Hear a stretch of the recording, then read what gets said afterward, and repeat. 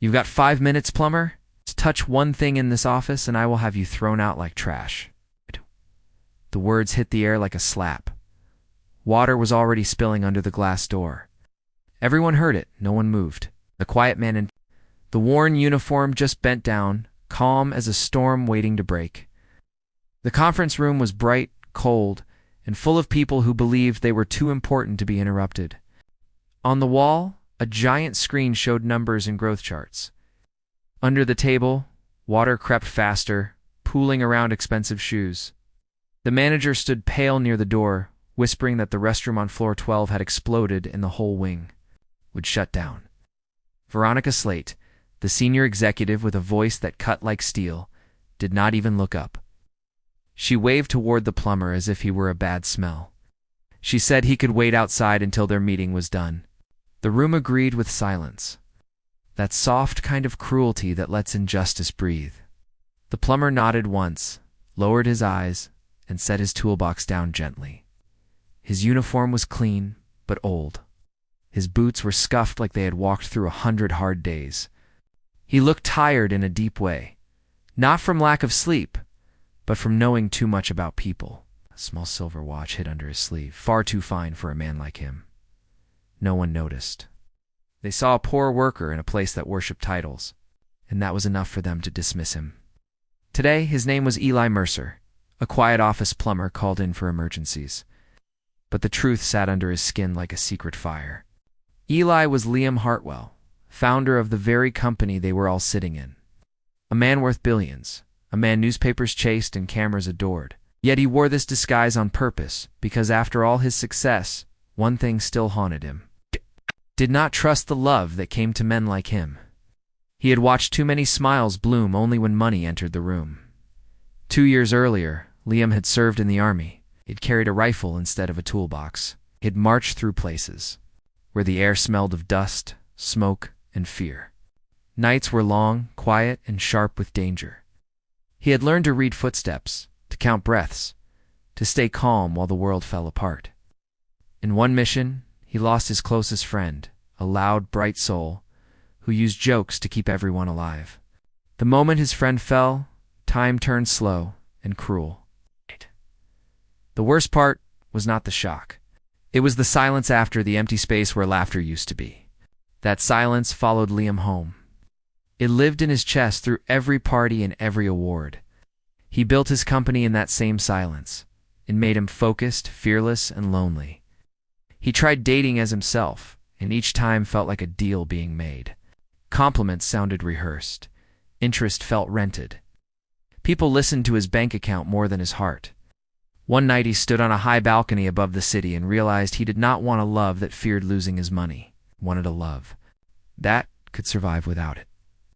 So he asked his old army friend Noah, now head of security, to help him vanish into his own building as a nobody. Noah warned him that people reveal their true faces when they think you cannot matter. Liam said that was exactly the point. Back in the meeting room, the water finally reached the doorway. Interns hurried past with laptops held high, eyes wide with panic. The air gained a sour wetness under the clean scent of the office. Still, no one challenged Veronica until Maya Reyes did. She was a junior analyst, quiet, sharp, and tired in a way that spoke of long nights and heavy responsibilities. Her dress was simple. She stepped forward, steady, but respectful, and said the flood could end the meeting for everyone if it was not fixed now. Veronica stared at her like Maya had insulted royalty and asked who gave her permission to speak. Maya answered that no one did, but someone needed to. Eli felt something stir inside him. Not admiration for loud courage, but for the calm kind. The kind that does not ask for applause. He walked into the restroom, knelt by the broken pipe, and got to work. The water was cold against his hands, gritty with old rust. He tightened valves, sealed a joint, checked pressure twice. People passed the open door and stared at him as if he were part of the mess. A young executive muttered that cheap help was useless. An intern laughed and called him slow. Eli heard every word, did not react. He had survived worse than disrespect. His silence was not surrender, it was control. 15 minutes later, the leak stopped. The building seemed to breathe again. The manager sighed in relief. A few people clapped without meaning it, already turning back to their charts. Veronica did not even say thank you. But Maya stood near the hallway and watched Eli wipe his hands, and her face held quiet anger on his behalf. She told him he should not have been treated like that. Eli looked at her eyes, tired but kind, and felt warmth cut through his old loneliness. He told her most people would have stayed silent. She said her father was a worker too, and she had promised herself she would never be part of that silence. After that day, Eli found reasons to be around. A maintenance check, a clogged sink, a routine visit. Each time Maya greeted him like a person. She offered water. She asked how his day was. She listened to his answers like they mattered. She never asked what he owned.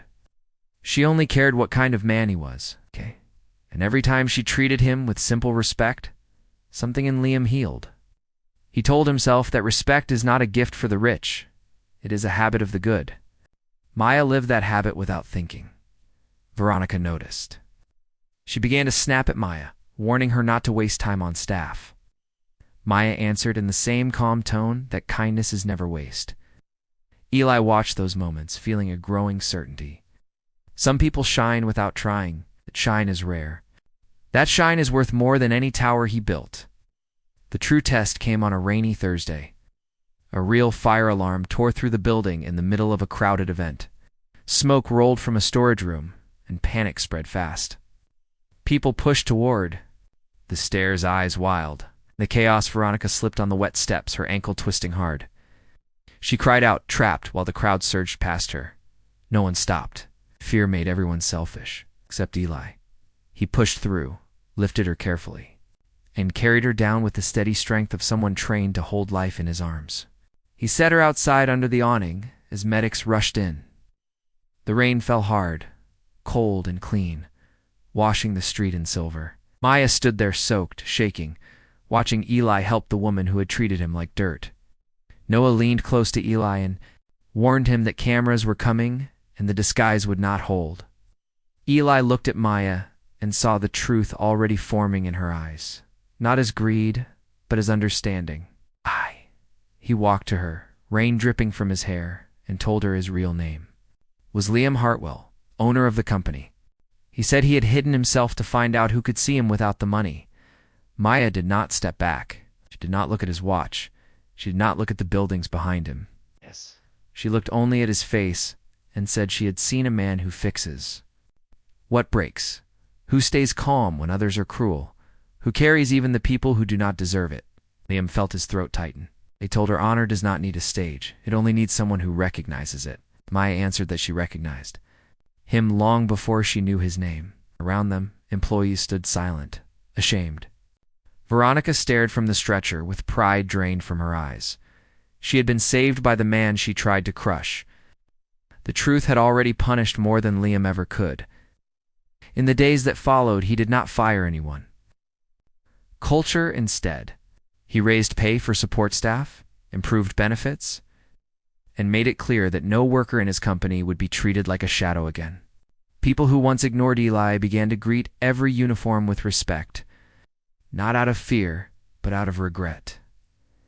When Liam asked Maya to dinner as himself, she smiled the same way she had smiled at Eli. Simple, real, unbought. True love did not enter his life with diamonds. It entered with dignity.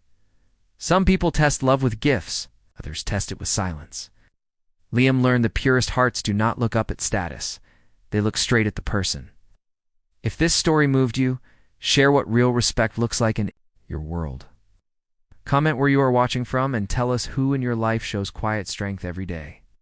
Subscribe for more stories that honor the unseen heroes living right beside us.